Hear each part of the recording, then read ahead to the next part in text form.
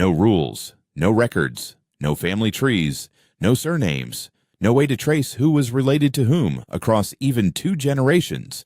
And yet, somehow, ancient humans avoided the one genetic disaster that should have wiped out every small tribe on Earth. Picture your own world shrunk down to 30 people. That is roughly the size of a typical Ice Age band. Everyone you know, you have known since birth. Everyone your age is either a cousin, a sibling, or close enough to one that it barely matters. In a group that small, across enough generations, the math turns brutal. The same bloodlines fold back on themselves again and again until harmful mutations stack up and the whole population starts to weaken from the inside. So why didn't that happen to us? In 2017, a team led by geneticist Eske Willerslev sequenced the DNA of several people buried together at Sunghir, a 34,000-year-old site in Russia.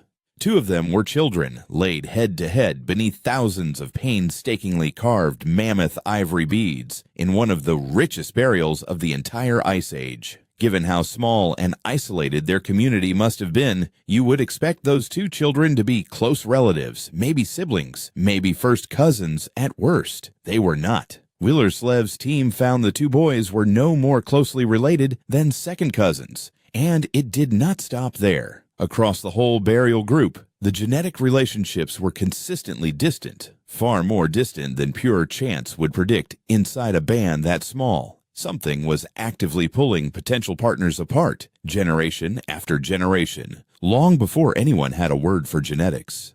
There is another layer to Sunghir worth sitting with. A later re-examination of those same 2 boys' skeletons found both had real physical disabilities, conditions that would have made hunting, running, and even walking long distances difficult. And yet someone spent, by some estimates, thousands of hours crafting the ivory beads laid across their bodies. A community stretched thin, surviving an Ice Age winter on hunted meat and stored fat, chose to pour that much effort into 2 children who could not have carried their own weight in return. Genetic generosity, it turns out, showed up alongside every other kind. Anthropologist Bernard Chapais has spent decades trying to explain that something, and his answer starts long before humans existed at all. Among chimpanzees, a young male leaves the only group he has ever known the moment he reaches maturity, walking off alone into unfamiliar territory to find a mate who has never seen his face. Gorillas run the same trick in reverse, with young females doing the leaving. Either way, the outcome is identical. Close relatives simply never grow old enough together to become a problem. Picture that same walk happening in an early human band. A young woman gathers what she can carry, says goodbye to everyone she has ever known, and sets out toward a neighboring camp she has only heard about through traders and travelers. That single walk, repeated by thousands of people across thousands of generations, is what Chapais believes built something far bigger than any one relationship. A standing web connecting dozens of bands across an entire landscape, all through nothing more than ordinary people leaving home. But networks require people willing to leave, and leaving your entire family behind is not a decision most animals make lightly. This is where it gets personal, because you have almost certainly experienced this yourself without realizing it. In 1891, sociologist Edvard Westermarck proposed something strange, that humans raised in close domestic proximity during early childhood develop an automatic sexual aversion to one another later in life, regardless of whether they are actually blood relatives. Not a moral rule, not a lesson taught by parents. A switch flipped by nothing more than growing up in the same room.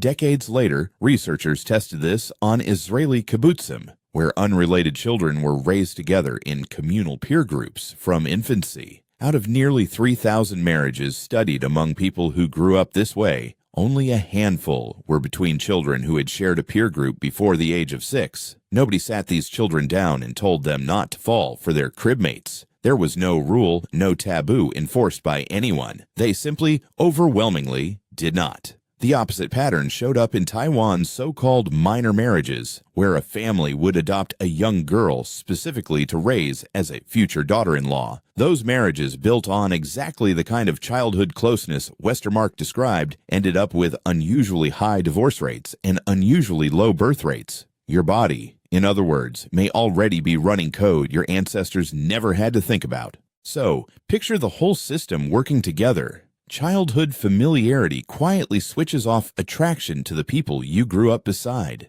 Young adults, especially women in many documented hunter-gatherer societies, move to join a partner's band at the point of pairing. Seasonal gatherings, the kind archaeologists find evidence of at sites across Ice Age Europe, bring multiple bands together at once, trading tools, stories, and eligible partners in the same breath. A toolmaker might spend a winter learning a neighboring band's flint knapping trick. A young hunter might spend that same gathering meeting the person he would spend the next decade beside. Both exchanges were doing the same underlying job, just wearing different clothes. None of it required a single person to understand a chromosome. It only required feeling, movement, and memory, repeated often enough to become custom. Now here is the twist that makes this story worth telling. Humans were not the only hominins facing this exact problem, and not everyone solved it. In 2014, geneticist Kay Proofer led a team that sequenced a remarkably complete genome from a Neanderthal woman found in Siberia's Altai mountains. When they analyzed her chromosomes for long, unbroken stretches of identical genetic material, a telltale sign of inbreeding, the pattern was unmistakable. Her parents were related at roughly the level of half-siblings.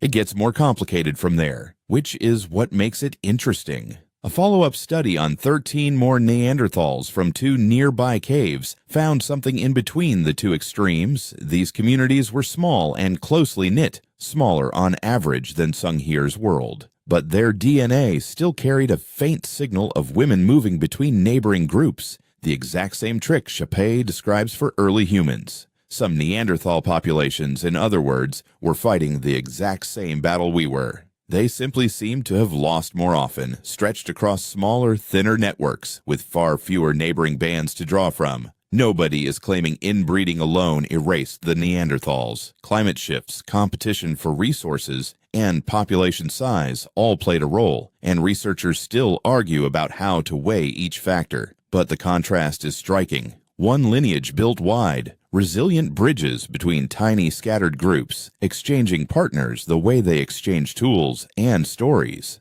The other, even when it tried the same strategy, seems to have had a much thinner, more fragile version of the same network. And that difference may be one of the most consequential things our ancestors ever did. Precisely because none of them knew they were doing it. Nobody sat down 30,000 years ago and decided to prevent a genetic collapse. Nobody could have. There was no test to run, no chart to consult, no name yet for what a gene even was. What they had instead was something quieter, a discomfort around people they grew up beside, a restlessness that sent young adults wandering toward neighboring camps, and a set of customs passed down, not because anyone understood why they worked, but because the groups who kept them tended to still be there next season, and the ones who didn't eventually were not.